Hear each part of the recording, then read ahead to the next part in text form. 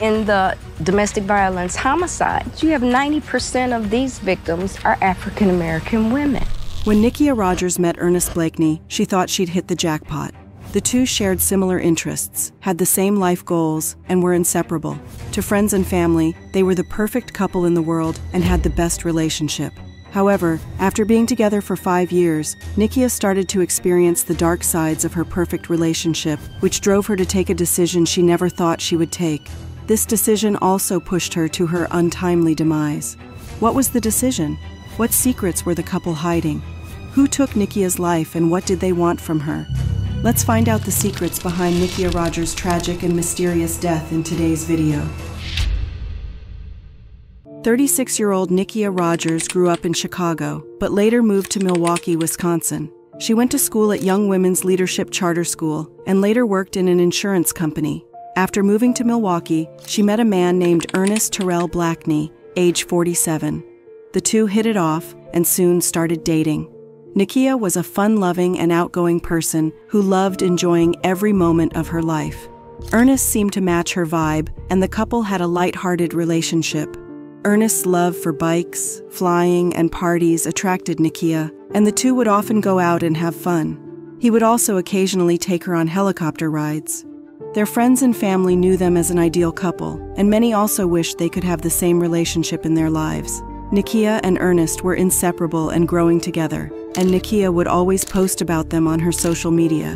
In one of her posts written on their 5th anniversary, she called Ernest an amazing partner who put up with her all the time and said that she was lucky to have him in her life. However, the couple also carried a dark secret.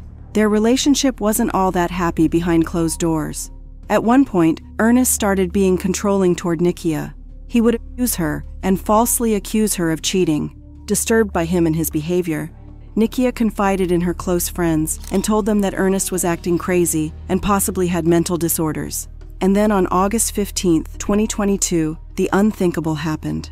Ernest was arrested for assaulting a 13-year-old girl. He was charged and pleaded guilty to all charges in August. Prosecutors requested the judge to take him into custody for the upcoming sentencing in October. Ernest was looking at 6 to 8 years in prison. Court details say the state requested for him to be taken into custody, but the judge denied that motion. But the Milwaukee County Circuit Court judge let Ernest stay out on bail because he wanted him to tie all loose ends of his life before he could enter prison. Judge David Borowski said, "As the defense points out, there have not been any violations or any issues while the defendant has been out of custody. He's been out of custody for a very long period of time," Borowski said, according to a transcript of the hearing obtained by the news outlet. "The defendant will stay out of custody. He does not need to be remanded under these circumstances." But his decisions backfired soon. Rather than choosing to spend this time wrapping up his ordeals, Ernest decided to focus on revenge. Blakney was out on bond actually at the time, awaiting sentencing after he pleaded guilty earlier this month to raping a 13-year-old back in 2020. Only 10 days after this hearing, on August 24th, Nikia went to their shared house, trying to get her belongings from there. She was heartbroken with the recent developments and had ended her relationship with Ernest. She decided to leave him and their house for good and was preparing for it. Before coming to that house, she'd sent a text to a male friend notifying him that she was going to get the last of her belongings. She met Ernest at that house, and after interacting with him, she texted her friend again mentioning that her ex-boyfriend looked okay, but wasn't stable emotionally. Rogers told a close male friend that she wanted to leave her boyfriend because he was crazy bipolar, and she had already been moving her things out of the house, according to the complaint. Her friend was planning to meet her after she came home from her old house. He texted her back saying that he had some food ready for her, but the reply he received shocked him. Nikia texted him, "You should have left her alone." The friend replied, "Excuse me?" To which Nikia replied, "She dead." The friend was certain that this wasn't Nikia, but someone was replying from her phone, and the only person who could be around her at that moment was her ex-boyfriend, Ernest. So the friend asked again, "This Terrell?" And the reply came, "Yes." Terrell was Ernest's middle name, and now the male friend was certain that Ernest had done something to Nikia. Around 4:18 in the morning, close to the time Nikia's friend exchanged those messages with Ernest, the police responded to a call of a house fire. It was at the house Ernest and Nikia shared. As the fire department tried to bring the fire under control, they discovered the body of a victim inside. It was in a bad condition and was later identified as Nikia Rogers' body. But that's not the worst part. She wasn't just a victim of the fire incident, but had been eliminated before the fire started. Her body had 2 bullet wounds, along with other injuries and burn marks. The investigators deduced that her body was set on fire separately. They also found flammable liquid containers at the crime scene. It wasn't an accident anymore, but was a homicide. Nikia Rogers is the latest victim of domestic homicide after attempting to leave her partner. On August 25th, the 36-year-old Nikia Rogers was found dead when officers responded to a fire on 83rd and Vienna on the north side. The suspect, her soon-to-be ex-boyfriend, 47-year-old Ernest Blakney. An autopsy revealed that Nikia had indeed been fired at before she was set ablaze. An autopsy would later determine that Rogers had been shot twice, once in the head and a second time in the lower back, according to the complaint. The firefighters were able to extinguish the fire quickly before it could spread to the other houses in the neighborhood. The initial knock on the fire happened real quick. We were able to knock down the bulk of the fire rapidly. When the police began investigating the case, Nikia's family told them that she'd gone to her old house to get her things. As Ernest was present there, he was marked as the #1 suspect in this case. Police checked the pile of ash and debris they salvaged from the burnt house for evidence, but found nothing important. Nikia's car was also missing from the garage. According to family, she returned to the home she shared with then-boyfriend 47-year-old Ernest Blakney, the suspect in the murder, to retrieve her belongings. The friend who had received messages from Nikia's phone also came forward and submitted evidence to the police. A friend said he last heard from Rogers the night before. At around 4:30, the same time Milwaukee police and fire were called to that house for a fire, that friend got a message from Rogers' phone. After that, the police became certain that Ernest had taken Nikia's life before setting the house on fire to eliminate any evidence. They charged him with homicide. He's now charged with killing her, trying to mutilate her body, bail jumping, and other charges. As they started to collect more evidence, they found out that Ernest was responsible for another fire and vehicle stealth close to his house. After he set fire to his home here in Nash Park, he later set another fire about 10 minutes drive to the north, ditched his ex-girlfriend's car in a northwest side field, and later held up a construction worker at gunpoint, forced him into a trailer, and then took off in his car. The investigators collected surveillance footage and looked around in the area. After a deep search, they found Nikia's car in a field. Ernest had driven off in this car after setting their house on fire.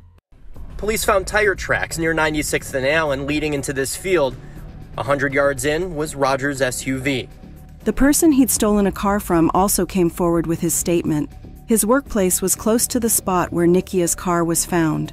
According to him, Ernest had a gun with him, and he threatened to take his life if he didn't comply. He didn't have any other option but to let him drive away with his truck. But prosecutors say Blakney didn't wait long or go far to find another ride. A worker was repairing a bulldozer at a nearby construction site when Blakney forced him at gunpoint into a trailer and locked him inside, driving off in the worker's truck. Luckily, he was unharmed. He called 911 as soon as he managed to break free. The man wasn't hurt. He forced open the door and ran for help. An anonymous witness who was also close to Ernest came forward with interesting details. After running away from his home, Ernest had called him around 5 in the morning on August 25th and told him that he was hiding in the woods and he was sorry. And then he abruptly cut the call. After 30 minutes, he arrived at his house soaked in rain. He also had blood on his body. He asked him for some clothes. He took shelter in this person's house and confessed to eliminating Nikia. However, he blamed her for her tragic fate and accused her of cheating. A witness told police Blakney showed up to his house early Thursday morning. Blakney told them, "She made me do it. I shot her because she was moving out and seeing another man." He also admitted that he'd lit the house on fire along with his car, garage, and 3 tractor trailers, and also kept saying that he didn't deserve to live. The witness then tried convincing him to surrender, but Ernest ran away when the friend went to use the restroom. For several hours, the person said they tried to get Blakney to turn himself in, but he slipped out of the house that afternoon. After gathering all this information, the police began looking for Ernest, but he was nowhere to be found. After trying to gather some leads and failing, the police turned to the locals for help. They released all information regarding Ernest's car and asked the public to help them with information. They could choose to remain anonymous. Police say the suspect, Ernest Blakney, could be driving a stolen blue Chevy Silverado pickup.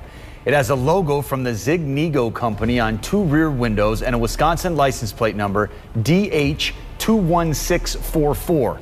But Ernest had vanished into thin air. However, the police didn't give up and continued their search. In the meantime, many people raised questions on the integrity of the Milwaukee County Court and asked why a sexual abuser was out on bail in the first place. It would be a shame if Ernest wasn't captured. The pressure was building on the MPD and they expedited the search. They held a traffic stop and luckily found Ernest in one of the vehicles. He quickly drove away to evade arrest, leading to a chase that lasted for quite some time. The hunt for Blakney ended over the weekend. New video shows that police chase. A total of 8 officers were involved. Passers-by captured the hot pursuit on their phones and released it online. Police managed to disable Ernest's car, but were still unable to catch him. He got out of the car and started firing at the officers, and they had to fire back in self-defense. One of the bullets hit Ernest, and he lost his life on the spot. On Friday, Ernest Blakney led police on a car chase starting here on 22nd and National, ending here on Juneau and Edison, where Blakney was fatally shot by police. A 22-year-old bystander was also grazed by a bullet and was rushed to the hospital. The person survived with no threat to their life. No police were hurt during the bullet exchange. Assistant Chief Nicole Waldner said in a statement that they didn't know which officer's bullet hit this person. It is unknown whose gunfire struck the innocent bystander. She also mentioned that the officers who were there during the gun battle would be put on administrative duty. The officers involved will be placed on administrative duty as routine in officer-involved critical incidents. But an open gun battle on a Friday night could take many lives, rather than just one bullet grazing a bystander. The chief mentioned that luckily, the area didn't have too many people that night, giving them the perfect opportunity to subdue Ernest. It wasn't the Water Street you guys have filmed in the past, where you've seen tons and tons of people. We were lucky. Although Nikia's perpetrator took a bullet and met the same fate she'd been served, many believed that he had an easy way out of this. A lifetime imprisonment would perhaps give him enough time to ponder what he'd done and truly repent, but there was no chance for it anymore. When reporters went to visit Nikia's house after the tragic incident, they found balloons and flowers left in front of the house by her well-wishers as their last respects. The view was comforting and heartbreaking at the same time. Balloons and flowers outside the charred home where Nikia Rogers was found last Thursday morning. They spoke to Nikia's mother, Angela Burrell, to understand the story behind this unfortunate incident. She said that their family was still having a hard time coping with the loss of their beloved daughter. We are trying to wrap our heads around what's going on or what has happened.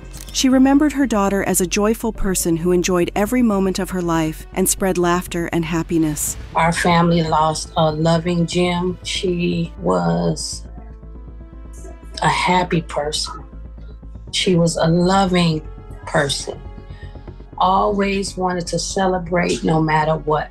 And she said she never imagined that Ernest was an unstable and abusive person with a twisted past. That I would have never known him to have a dark past. I would have never known. According to her, only 3 days prior to this incident, Nikia told her that she was planning to leave her toxic relationship. Burrell was concerned and asked her if she feared him hurting her, but she dismissed the idea and said that she was fine. And I did ask her, I said, do you feel that he'll harm you? She said, I don't think he'll harm me. I'm okay, Mom. Burrell believed that her daughter's demise could have been prevented if the court asked Ernest to stay in prison. According to court records, 10 days before the murder, Blakney pleaded guilty to raping a 13-year-old girl back in 2020. Prosecutors requested Blakney to be put in custody, which the court denied. If he pled guilty, he should have been taken into custody that day. Nikia's friend was devastated to lose her and said that Ernest had snatched away a part of her that could never be replaced. I just can't believe she's gone, like it's unreal to me. I'm in disbelief, one of Roger's close friends told WISN 12 News' Kristen Pierce Tuesday. He definitely took a piece of me. He took a piece of everybody that she ever came in contact with. The news of Nikia's demise shocked the neighborhood, especially the ones who knew Nikia and Ernest to be the perfect couple. They never thought they would have to witness this level of brutality, not from people who seemed to be head over heels in love. When reporters spoke to the neighbors in that area, they came across some interesting information. Al Kitzman lived only 1 block away from Nikia's home. He said that a woman living in the house beside Nikia's called to inform him that she was at his house with her kids and pet because the house next to hers was on fire. She was scared of the fire spreading to her house as well. Her husband was working to bring the fire under control.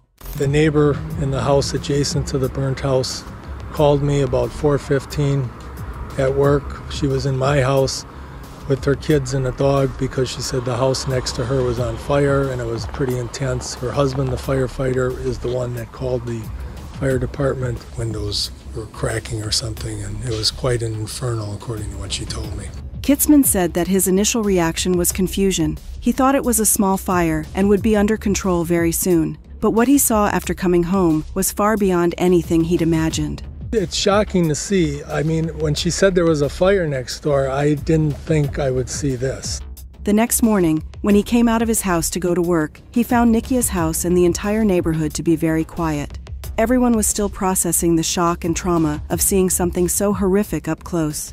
I pulled out of my garage at 3 o'clock exactly to head to work, and it was still very quiet at that time. He sounded genuinely upset over the fire and the death of Nikia and hoped their family would recover from it soon. My condolences, prayers for the soul of the deceased, especially when it's a shocking thing like this. This is very tragic and hard to deal with. So yes, I offer a lot of sympathy and prayers for them. Antonia Drew Norton is a part of the ASHA Project, an organization that helps Black women who are victims of domestic abuse. She went through the details of this case and expressed her frustration over the existing support system for domestic abuse victims. She strongly claimed that we must take different approaches to eliminate these problems. We have to look for design innovative approaches to what we are doing in this field. She also believed that involving more men in the equation might help balance it out. With more men speaking up and protecting women from domestic abuse, many male abusers would fear repeating the pattern. Putting males into leadership roles and anti-abuse campaigns would bring better results, according to her. What we need to do is incorporate men into that, into the work, and men in leadership roles, and particularly to end violence against women and girls. She also noticed the age of the recent victims, which was in their 20s or early 20s. She believed that this segment was active on social media and they could put it to good use and utilize the social media more. She claimed that authorities could easily use these channels to create awareness for domestic abuse victims and offer them help. I think the MPD said the average age of a perpetrator was 24 years old. So these individuals don't watch the 5 or 6 o'clock news. But what they do is see information, and they get information from social media. She also warned victims of domestic violence about going into their abusive partner's home to get their remaining belongings without police protection. Whatever is there is not worth your life. But why does this keep happening? Yana Najib works for the Milwaukee Muslim Women's Coalition and has seen many such cases. According to her, leaving can be dangerous for these victims. It's very important for women to be aware of this, and if they're going to make the decision to leave, not to announce it. Reports showed an alarming growth of homicide cases in Milwaukee County alone for the years 2021 and 2022. According to the medical examiner, there had been 40 female homicides this year in Milwaukee County. There were 38 in all of 2021. When the reporter asked what Najib's views were on the rapidly increasing number of female homicides, she said that the pandemic might have had a role to play here too. Well, I think that it's an issue that has multiple factors. There's definitely been a steep rise, and we can't ignore the effects of the pandemic. She also claimed that stress, poverty, and access to firearms are some of the vital reasons behind the rising female homicide. She added that no one had put any effort into solving some of these problems for many years, leading to the sudden growth. What we're seeing is a result of many years of neglect in the city, really there hasn't been a serious effort to try and mitigate some of these problems. Similar claims were made by other experts. Dawn Fielder is part of a nonprofit organization called Join the Movement to Stop, and she said that her team usually didn't receive many requests for help in domestic violence cases. We're not getting the calls and the requests to help, and I think they're afraid, and we're getting there too late. They're afraid to ask for help. She addressed the victims and asked them to come forward and report the abuse so that she and her team could figure out a way of bringing them out of the abusive condition. You don't have to stay in this. We want to help you. Come talk to us. How can we get that to you? How can we get to you and get you out of a dangerous situation? Because the violence is it's horrific is what we're seeing. Nikia Rogers' case is one of the thousands of domestic violence cases that reminds us time and again to seek help when there's still time.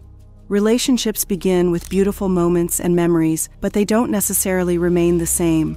If the victim notices recurring abuse in their life partner, they should seek help from law enforcement immediately. Staying back in such relationships only enables the abusers and can end up in tragedy. If you or someone you know is in an abusive relationship, we urge you to find help before it's too late. So, what did you think of the case? Do you think Nikia should have sought help from law enforcement when Ernest started acting crazy with her? Do you think if Ernest wasn't allowed bail, Nikia would be still alive? Do you think Nikia should have filed a domestic violence case earlier to ensure a smooth exit from this relationship? Let us know in the comments below. Thanks for watching the video. Don't forget to like the video and subscribe to our channel.